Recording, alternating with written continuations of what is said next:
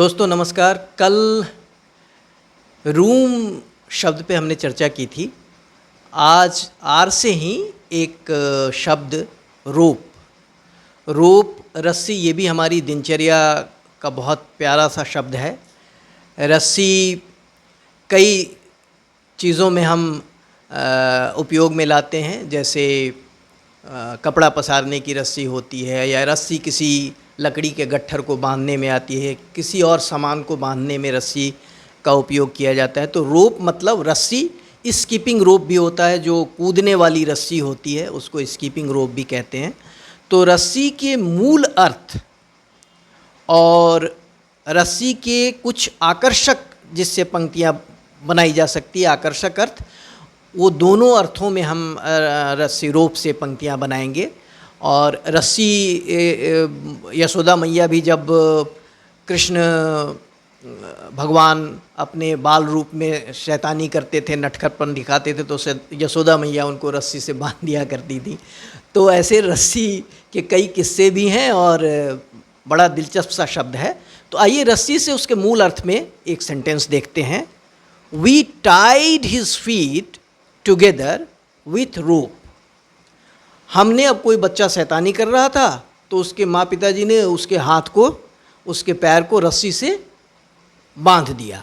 तो we tied his feet together with rope. कई बार चोर के भी पांव लोग रस्सी से बांध देते हैं। कोई चोर रंगे हाथ पकड़ा गया चोरी करते हुए, तो उसके पांव को रस्सी से बांध दिया जाता है।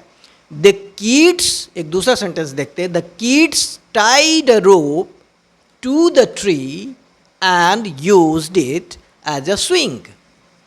मतलब बच्चों ने जो पेड़ पे झूले लगाते हैं, सावन के झूले पड़ते हैं, तो वह रस्सी के झूले बांध देते हैं। गांव में बच्चे बांध देंगे, तो वैसे ही बच्चों ने पेड़ पे रस्सी बांध दिया और उसको एक झूले के तरह, स्विंग मतलब झूले की तरह, उसको यूज़ किया, उसका उपयोग किया।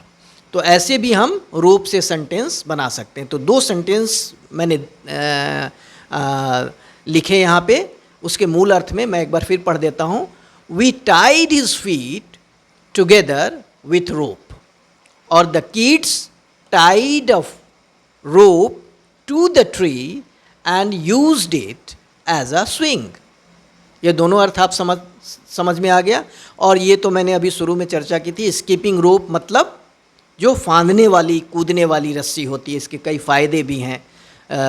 शारीरिक सेहत को दुरुस्त रखने के लिए लोग स्कीपिंग करते हैं। अब इसके जो आर्टिस्टिक यूज़ है, उससे बने हुए अर्थ, जो अलग अर्थ है, उसको देखते हैं। ही gave his son enough rope and this is the reason of his downfall.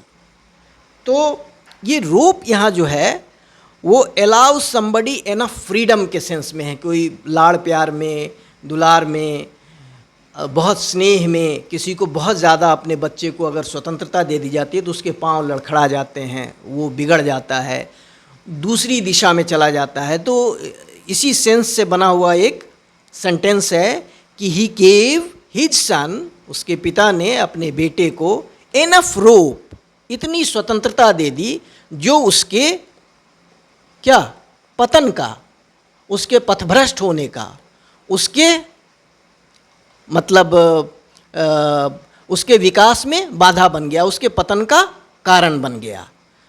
तो इस तरह से हम क्या सेंटेंस बनाए? He gave his son enough rope and this is the reason of his downfall. They roped the thief to a tree. अभी कभी गांव में चोर पकड़ा जाता है तो लोग रस्सी से उसको पेड़ में रस्सी से बांध देते हैं। तो हम ऐसे भी सेंटेंस बना सकते हैं कि the villagers roped the thief to a tree. चोर को पेड़ से लोगों ने बांध दिया, चोरी करते हुए पकड़ा और चोर को पेड़ से बांध दिया। अब ऊपर जो मैंने चर्चा की थी कि कपड़ा पसारने वाली रस्सी भी होती है, लेकिन उसके लिए खास शब्द है जो मैंने आपके लिए यहाँ पे लिखा है, उसको क्लोथ्स लाइन बोलते हैं। क्लोथ्स मतलब कपड़ा, लाइन मतलब कपड़ा पसारने की रस्सी को इंग्लिश में हम क्लोथ्स लाइन कहते हैं। तो इस तरह से जो रस्सी से हमने उसके मूल अर्थ में और उसके स्पेसिफिक जो मीनिंग थे उस अर्थ में और आर्टिस्टिक दोनों अर्थों से हमने सेंटेंस बनाए। और एक आग्रह आपसे है, हमने पिछले दिनों फ़ैन और फ्लड से दो बहुत दिलचस्प शब्द से हमने सेंटेंस बनाए थे आर्टिस्टिक, वो हमारे यूट्यूब के चैनल पे मौजूद है, आप उसको देख सकते हैं। तो आपको ये वीडियो अगर बहुत पसंद आया हो, अच्छा लगा हो, तो प्लीज़ इसको लाइक कीजिए और मेरे चैनल को सब्सक्राइब कीजिए। मैं ऐसे ही कुछ दिलचस्प शब्दों के साथ अगले वीडियो में आऊँगा। बहुत बहुत आभार, बहुत धन्यवाद।